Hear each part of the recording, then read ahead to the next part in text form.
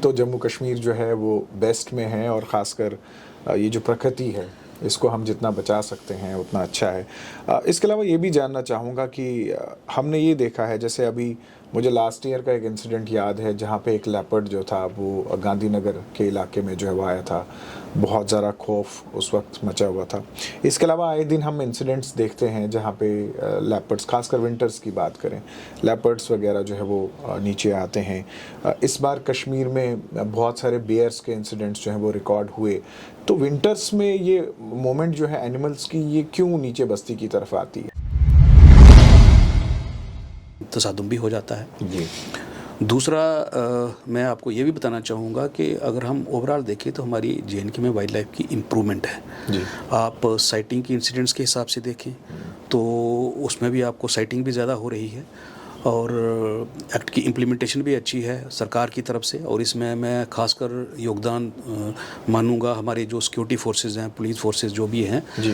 तो क्योंकि आजकल अगर कोई फायर करेगा हंटिंग के लिए तो वो उसको तो अदरवाइज भी लिया जा सकता है, तो लोग उससे भी गुरेज करते हैं।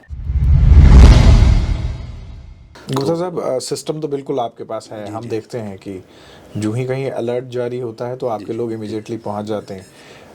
केज तक की कहानी तो हम दिखा देते हैं, वहाँ तक तो हमारी एक्सेस है, लेकिन उसके बाद ये एनिमल्स का क्या होता है, SOPs क्या है, किस तरह से आप इनको पकड़ते हैं?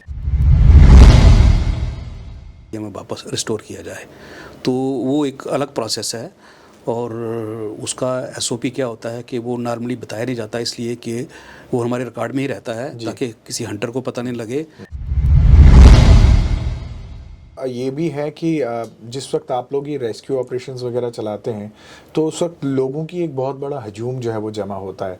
नॉर्मली मैंने जो मुझे पता चला है उसमें ये बताया जाता है कि अगर लोग बहुत ज़्यादा ह्यू एंड क्राई करें तो जो ट्रैंकुलाइजर्स आप लगाते हैं वो उसका असर नहीं होता है, क्योंकि जो एनिमल है वो बहुत ज़्यादा एक्सेवरेट हो जाता है। तो उस वक्त लोगों से आपकी क्या अपील रहनी चाहिए कि वो क्या करें, किस तरह से जो है वो लोगों का जो क्राउड जमा होता है उनका बिहेवियर कैसा होना चाहिए?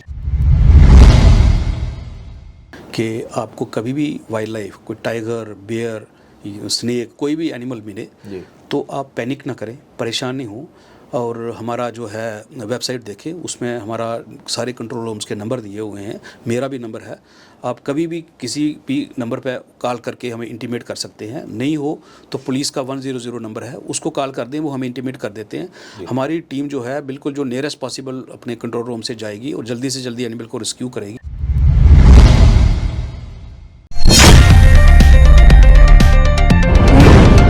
न्यूज़ नाउ देखने वाले सभी दर्शकों का स्वागत है। आप देख रहे हैं स्पॉटलाइट और मैं हूं फ़हीम।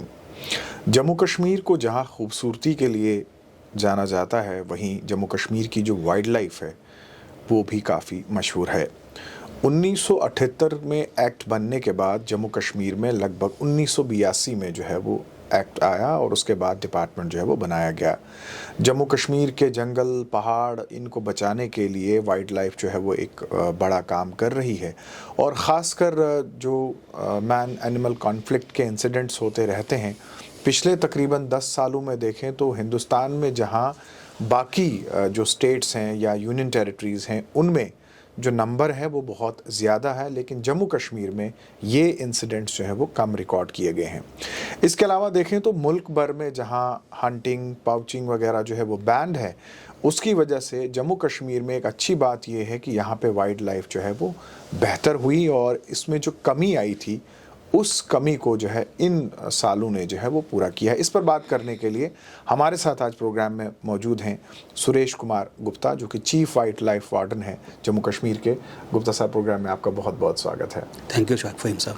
गुप्ता साहब, प्रोग्राम का मकसद ये है कि वाइल्ड लाइफ के बारे में जो है वो लोगों को थोड़ा पता लगे, और जब भी हम वाइल्ड लाइफ की बात करते हैं तो जम्मू कश्मीर का एक बहुत ही इम्पोर्टेंट ज़ख़ीरा जम्मू कश्मीर को माना जाता है वाइल्ड लाइफ के लिए। आपसे जानना चाहूँगा, पिछले तकरीबन 10 सालों में जम्मू कश्मीर की वाइल्ड लाइफ जो है वो कहाँ पहुँची? देखिए फ़हीम साहब, सबसे पहले तो मैं आपको ये बता दूं कि जम्मू कश्मीर में वाइल्ड लाइफ एक्ट, जैसे आपने बताया, 1978 में बना जी, और जो हमारा सेंट्रल एक्ट है गवर्नमेंट ऑफ इंडिया में, ये 72 में बना था। और हमारे यहाँ हंटिंग वगैरह की परमिशन थी एज़ पर एक्ट। जी। और ये चलती रही और जिसका काफ़ी नुकसान वाइल्ड लाइफ ने झेला है। आखिरकार फिर 2003 में जे.एंड.के का जो वाइल्ड लाइफ एक्ट अमेंड हुआ और उसमें ये हंटिंग वगैरह बैन की गई और बड़े सारे जो हैं इसमें जो संशोधन किए गए एक्ट में और इसको सेंट्रल एक्ट के आसपास लाया गया। और यूटी बनने के बाद 2019 में अक्टूबर 31 को जे.एंड.के जब यूटी बन गई तो हमारा जे.एंड.के वाला एक्ट रिपील हो गया और सेंट्रल एक्ट एप्लीकेबल हो गया। और अब सेंट्रल एक्ट एप्लीकेबल होने के बाद क्या है कि अब हम पूरे देश में बाकी स्टेट्स और यूटीज़ के बराबर हो गए हैं वाइल्ड लाइफ कंजर्वेशन और प्रोटेक्शन के हवाले से जी। ठीक है।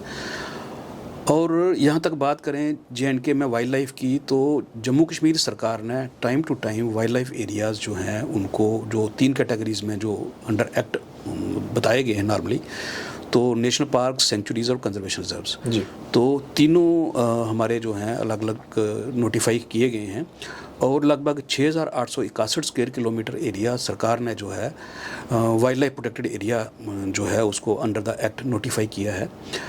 इसमें मैं आपको बता दूं कि ये लगभग हमारा 11.4% होता है हमारे जोग्राफिकल एरिया का जी, जो कि नेशनल एवरेज जो है उससे मोर देन डबल है, जबकि नेशनल एवरेज लगभग 5.5% के आसपास है जी। तो हम ये कह सकते हैं कि जो ऊपर वाले ने हमें जो नेमत दी है wild life, forest, natural resources की जम्मू कश्मीर को, तो उसका हमारी सरकार ने बड़े अच्छे तरीके से मैनेजमेंट के लिए जो इंतज़ाम किया है और जो इनको डिमार्केट करने के लिए जो नोटिफाई करवाया हुआ है उसकी वजह से जो है जे.एंड.के को मैं बताऊंगा कि कंट्री के बेस्ट जो हैं वाइल्ड लाइफ एरियाज़ और वाइल्ड लाइफ स्पीशीज़ की प्रोटेक्शन में रखा जा सकता है। तो गुप्ता साहब, ये तो बहुत ही अच्छी खबर आपने सुनाई कि कहीं तो जम्मू कश्मीर जो है वो बेस्ट में है और ख़ासकर ये जो प्रकृति है इसको हम जितना बचा सकते हैं उतना अच्छा है।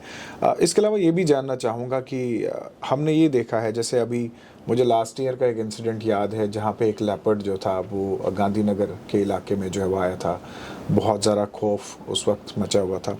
इसके अलावा आए दिन हम इंसिडेंट्स देखते हैं जहाँ पे लेपर्ड्स, खासकर विंटर्स की बात करें, लेपर्ड्स वगैरह जो है वो नीचे आते हैं। इस बार कश्मीर में बहुत सारे बेयर्स के इंसिडेंट्स जो हैं वो रिकॉर्ड हुए।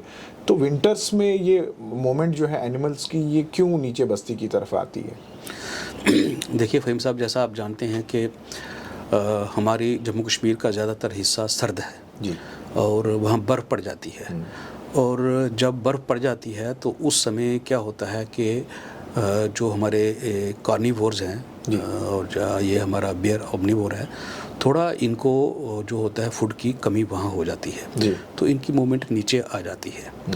और फिर आजकल डेवलपमेंट तो हो ही रही है हर तरीके से, प्रेशर तो है नेचुरल रिसोर्सेज पे जी, तो उसकी वजह से बीच में थोड़ा सा इंसान के साथ तसादुम भी हो जाता है जी।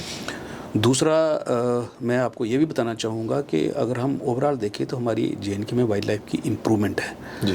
आप साइटिंग की इंसिडेंट्स के हिसाब से देखें तो उसमें भी आपको साइटिंग भी ज़्यादा हो रही है और एक्ट की इम्प्लीमेंटेशन भी अच्छी है सरकार की तरफ से। और इसमें मैं खासकर योगदान मानूंगा हमारे जो सिक्योरिटी फोर्सेस हैं, पुलिस फोर्सेस जो भी हैं जी, तो क्योंकि आजकल अगर कोई फायर करेगा हंटिंग के लिए तो वो उसको तो अदरवाइज़ भी लिया जा सकता है, तो लोग उससे भी गुरेज करते हैं। दूसरा, टेक्नोलॉजी जो है आजकल टीवी है, इंटरनेट है, उसने भी लोगों को बिजी कर दिया है जी, ठीक है। और दूसरा, सरकार ने इतने ज़्यादा मेजर्स लिए हैं इस वक्त जो लोगों को कामकाज के, जैसे टूरिज़्म इतना बढ़ गया है, बहुत सारी स्कीमें और प्रोजेक्ट्स इंप्लीमेंट हो रहे हैं कि लोगों को काम और रोज़गार मिल गया है। तो नेचुरली क्या होता था, पहले जब काम नहीं होता था लोग हंटिंग पे चल पड़ते थे, तो आजकल ये सब चीज़ें फैक्टर्स में मिला करके मैं बताऊंगा कि इनका ओवरऑल वाइल्ड लाइफ में पॉजिटिव असर हुआ है। फिर सिटीजन्स में अवेयरनेस भी हुई है, डिपार्टमेंट ने भी काम किया है काफ़ी ज़्यादा। तो इस तरह से मैं बताऊँ कि काफ़ी सारी चीज़ें हैं। यहाँ तक आपने गांधीनगर के लेपर्ड की बात की, इसकी मैं बताऊंगा आपको, ये गांधीनगर में जो लेपर्ड आया वो एक बड़ा स्ट्रे इंसिडेंट है और ऐसे इंसिडेंट्स हर शहरों में होते हैं। आपने डिफरेंट मीडिया के उस पर माध्यम से देखा होगा, देहरादून में भी देखे गए हैं, पूना में भी आ जा गया है, बॉम्बे के पास भी आ गया, क्योंकि जहाँ जहाँ भी वाइल्ड लाइफ एरियाज़ शहरों के पास हैं वहाँ से वो आ सकता है, क्योंकि लेपर्ड बेसिकली टेरिटोरियल एनिमल है। एक लेपर्ड जो होता है उसको 20 से 40 स्क्वायर किलोमीटर एरिया चाहिए होता है, वो उसमें घूमता रहता है और उस एरिया में फिर दूसरा लेपर्ड नहीं आता।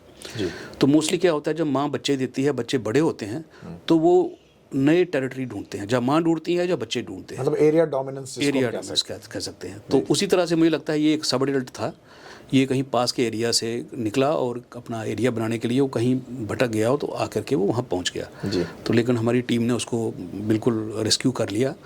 और इसी तरह से श्रीनगर में भी आप देखेंगे, पैंथा चौक से भी हमने रेस्क्यू किया, बागे मेहताब से भी किया, और अपने सिटी में हमारा जो सर्किट हाउस है उसके पास भी एक बार पहुंच गया था।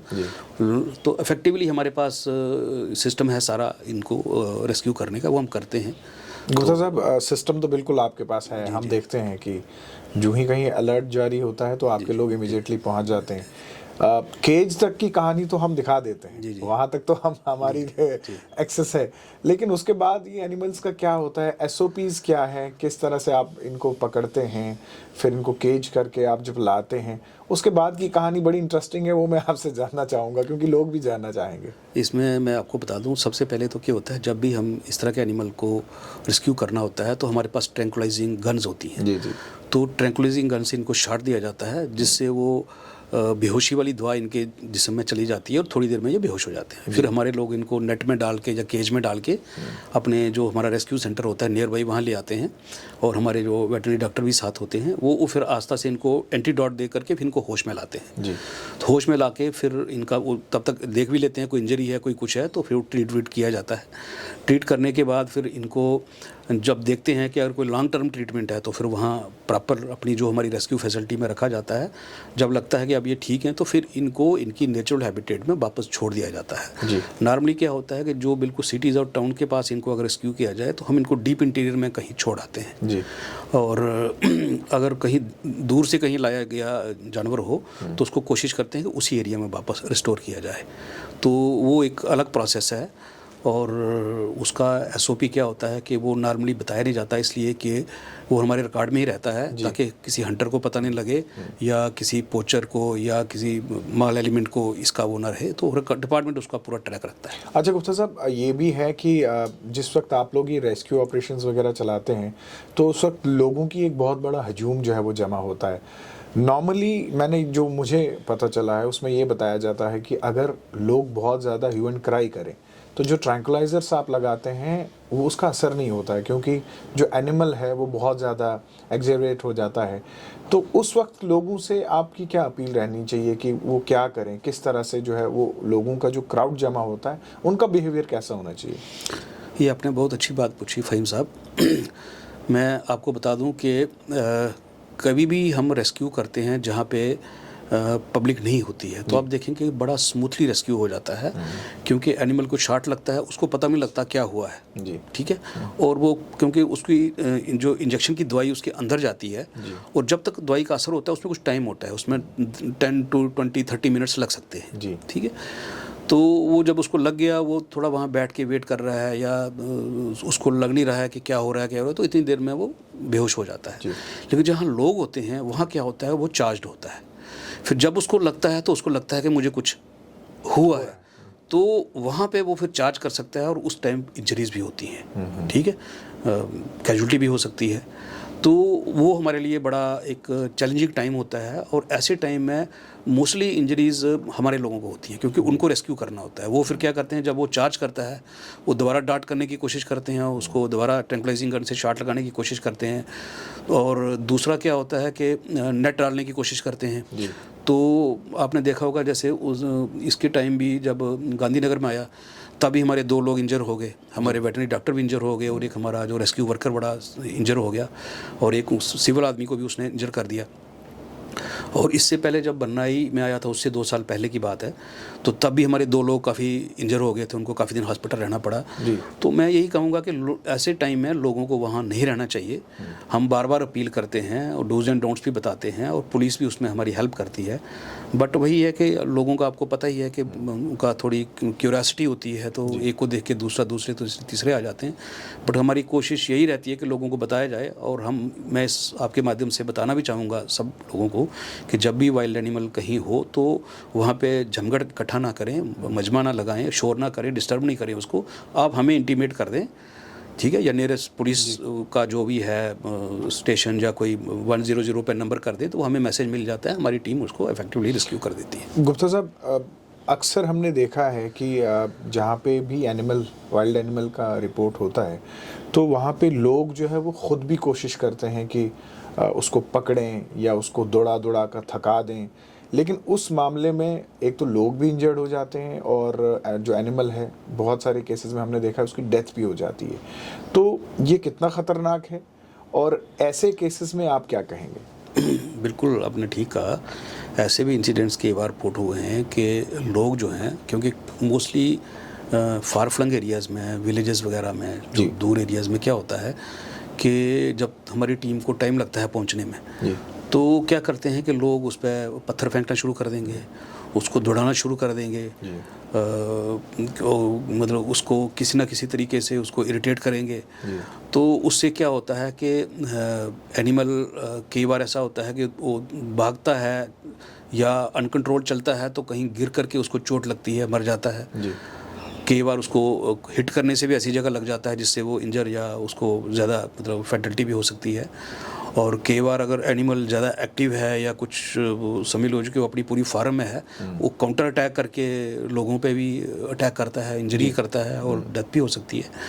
तो ये बड़ा सीरियस मसला है, ऐसा करना नहीं चाहिए। लेकिन कभी इसमें जानवर वगैरह जब मारा जाता है तो फिर हमें तो पुलिस में FIR करनी पड़ती है, वो इसकी प्रोसेस है पूरी। इसके अलावा मुझे ये बताएं कौन सी ऐसी स्पीशीज़ हैं, खासकर मैं जम्मू क्षेत्र की बात करना चाहूँगा, जो बहुत ज़्यादा एक्टिव है यहाँ पे। अक्सर बेशतर हमने सुना है और अनवेरीफाइड रिपोर्ट्स होती हैं, जैसे बत्रा के जो जंगल है वहाँ से लेपर्ड जो है वो गुजरा, या इसी तरह से हमने बहुत बार सुना है कि ये जो माता वैष्णो देवी के जंगल हैं वहाँ से लेपर्ड गुजरा। तो क्या आपके पास भी ऐसे इंसिडेंट्स रिपोर्ट होते हैं?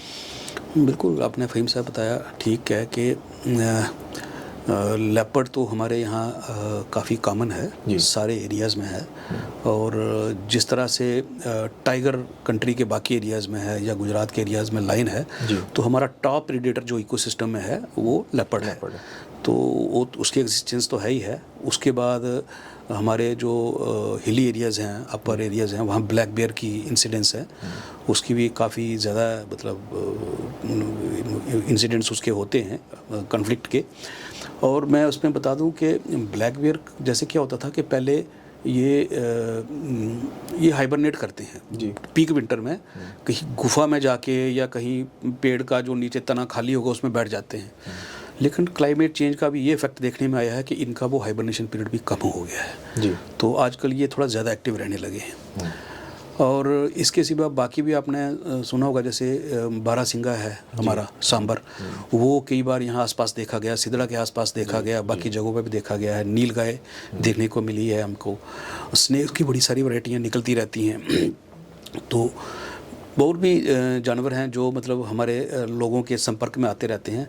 लेकिन जो खतरा है जिससे इंसान को नुकसान होता है जब वो बिल्कुल पास चला जाए, तो वो हमारा एक लेपर्ड और ब्लैक बेयर ही है नॉर्मली। तो इससे थोड़ा कन्फ्लिक्ट के इंसिडेंट्स होते हैं जिसकी वजह से लोगों में थोड़ा सा मतलब परेशानी होती है। गुप्ता साहब, बहुत सारी स्पीशीज़ हैं जो जम्मू कश्मीर में पाई जाती हैं, और ऐसे में डिपार्टमेंट की क्या तैयारी है और हमारे पास क्या इक्विपमेंट अवेलेबल हैं, हमारे पास मैन पावर कितना टेक्निकल है? और जैसे आपने खुद कहा कि मुख्तलिफ स्पीशीज़ हैं तो हर किस्म की स्पीशीज़ का एक अपना SOP होता है। सांपों का आपने जिक्र किया, आजकल हमने देखा कि बहुत सारे लोग वॉलंटियर जो है वो स्नेक रेस्क्यू ऑपरेशंस में जो आते हैं। तो ऐसे में जो वाइल्ड लाइफ डिपार्टमेंट है जम्मू कश्मीर का, वो किस तरह से तैयार रहता है, क्या तैयारी होती है? इसमें देखिए ऐसा है फ़हीम साहब, डिपार्टमेंट ने पूरे जम्मू कश्मीर में 42 करोड़ कंट्रोल रूम बना रखे हैं, वाइल्ड लाइफ कंट्रोल रूम। ठीक है, और अलग अलग जगहों पे है, जम्मू में है, स्पांसर में है, कठुआ में है, ठीक है, अलग अलग जगहों पे है। इसमें लगभग 21 के करीब जम्मू में है, इतने ही कश्मीर में है। और इन कंट्रोल रूम्स में हमारा स्टाफ जो है 24 आवर्स अवेलेबल रहता है। और के मैक्सिमम जगहों पे हमारे पास रेस्क्यू व्हीकल्स भी हैं। जहाँ नहीं है वहाँ उनको हमने स्टाफ को हायरिंग का अलाउ कर रखा हुआ है कि वो हायर कर सकते हैं। उसके बाद इनके पास जो ट्रैंकुलाइजिंग गन्स होती हैं, नेट्स होते हैं, केजेस होते हैं, टॉर्चेस होती हैं हाई, जो जिससे अगर रात को कहीं रेस्क्यू करना पड़े, स्नेक्स को पकड़ने के टोंग्स और उनके जो बॉक्सेस होते हैं वो होते हैं। अभी हमने लेटेस्ट चीज़ें भी ली हैं, कई जगहों पे नाइट विज़न का भी हमने थोड़ा सा शुरू किया है। और हमारा इसमें नेट गन, एक आज ये लेटेस्ट इक्विपमेंट, वो क्या होती है, गन है, उस पर नेट फेंका जाता है दूर से। अच्छा। तो वो भी हमने प्रोक्योर की है, बड़ी कॉस्टली चीज़ है, बड़ी बाहर से मंगवाई है वो। तो मैं आपको बताऊं कि पिछले कम से कम 3 सालों में सरकार ने डिपार्टमेंट को बहुत स्ट्रेंथन किया है, और इक्विपमेंट के लिहाज से और जो हमारी तैयारी के हिसाब से हमें कोई कमी नहीं है। सिर्फ थोड़ी कमी हमें मैन पावर के लिहाज से है, क्योंकि हमारी काफ़ी पोस्टें वैकेंट हैं और उनकी रिक्रूटमेंट का रेफ़र किया हुआ है, वो उसकी प्रोसेस चल रही है।